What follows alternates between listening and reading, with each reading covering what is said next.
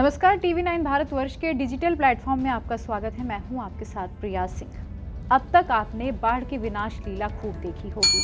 On camera तबाह होते लोग, डूबता इंसान, बहती गाड़ियां, कहीं किसी टापूनुमा जगह पर फंसी आबादी और सीने तक पानी में डूबकर पीड़ा बयां करता कोई गरीब। जूम इन करके जरिए उस गरीब की आंखों में आंसू तलाशता कैमरा और बुझे हुए चूल्हे, खाली बर्तन, मैले कुचले कपड़ों में कातर आंखों से कैमरों को निहारते छोटे छोटे बच्चे।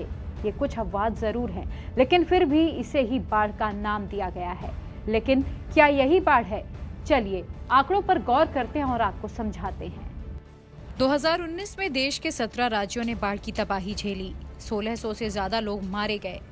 2018 की बाढ़ से देश को 95,736 करोड़ रुपए का आर्थिक नुकसान हुआ। 1808 लोगों ने अपनी जान गंवा दी। 2020 की तबाही अभी तक जारी है और मौजूदा साल के पूरे आंकड़े बाद में आएंगे।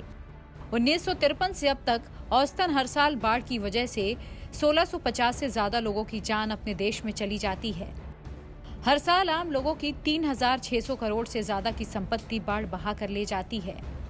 अकेले असम में करीब 1.25 लाख लोग ऐसे हैं जो बाढ़ की वजह से घर-बार और खेती की जमीन गंवा चुके हैं।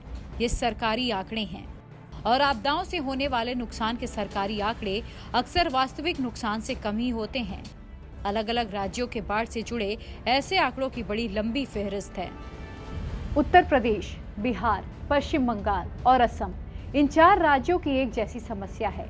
हिमालय की नदियों से आने वाला पानी इन राज्यों में हर साल तबाही मचाता है। सरकारी फाइलों में इस आपदा को रोकने के लिए योजनाओं की कोई कमी नहीं है, मगर हालात बदले क्यों नहीं, ये सवाल कभी भी उतने अहम नहीं है। लेकिन हर साल आने वाले भीषण संकट को लेकर हम कितने गंभीर हैं, ये बड़ा सवाल है।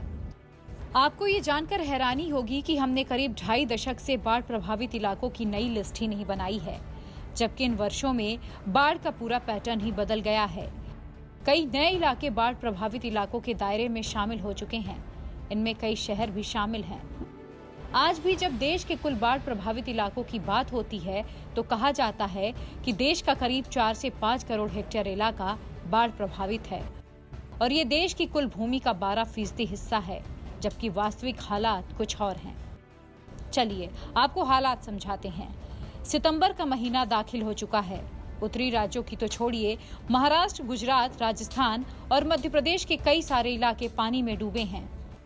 2018 के अगस्त महीने में केरल में आई तबाही से राज्य को 30,000 करोड़ का आर्थिक नुकसान हुआ है।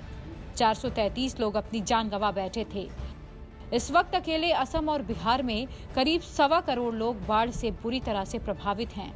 इन 2 राज्यों में करीब 200 लोग अपनी जान गंवा चुके हैं।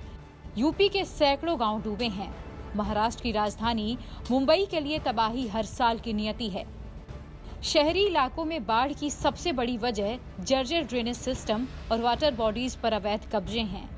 इन दोनों ही चीजों के लिए जिम्मेदार लोग और सिस्टम हैं, लेकिन इनके खिलाफ कोई निर्णायक अभियान का आज तक इंतजार है।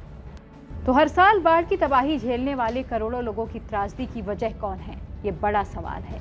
हर वर्ष टापूनुमा हालात में बदलने को मजबूर देश के हजारों गांवों में पहुंचती आधी अधूरी सरकारी मदद कैमरे पर जरूर दिखती है, लेकिन इसके लिए अपने ही पेट थपथपाते स्थानीय जनप्रतिनिधि बाद में कहीं दिखाई नहीं देते। दिखता है तो बस इस स्थायी पीड़ा का समाधान। लेकिन कभी सूखा पड़ेगा, कभी उम्मीदों से बहुत ज्यादा बारिश होगी। प्रकृति के फैसले पर हमारा जोर नहीं है, लेकिन इनसे होने वाले नुकसानों को कम करना हमारे हाथ में जरूर है। जब हम सामरिक, आर्थिक, बौद्धिक और तमाम मोर्चे पर यह ऐलान करते हैं कि ये 60, 70 या 80 के दशक का भारत नहीं है, तो फिर हर साल बाढ़ की त्रासदी झेलते करोड़ों भारतीयों की तरफ से एक सवाल जरूर बनता है कि इनके लिए आखिर भारत आज भी वही 50-60 के दशक वाला क्यों दिखता है। इस पर आपकी क्या राय है, हमें कमेंट सेक्शन में जरूर बताएं। बाकी देश और दुनिया की तमाम खबरों के लिए आप देखते रहिए टीवी 9 भारतवर्ष। नमस्कार।